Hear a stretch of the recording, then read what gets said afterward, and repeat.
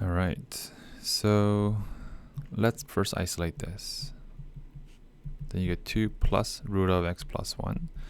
Ideally, we don't want this extra term, because when you expand this, you get this middle term. Okay, so if you square both sides here, this becomes that.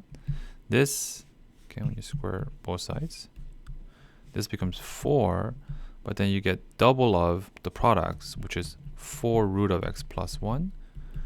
And then if you square that, you get x plus 1. So you still are left with another root term. To get rid of this, you want to bring everything else over to the other side. Okay, so 3x minus x is 2x. That's 5. Minus 5 on the other side is minus 4.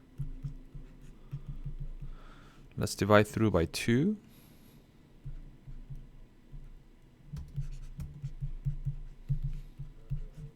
And then let's square both sides. And then you get x squared minus 4x plus 4. You get that.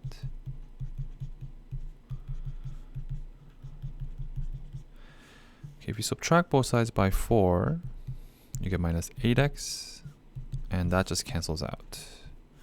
So if you factor out, it's just a 2-term factoring. So you get 0 and 8.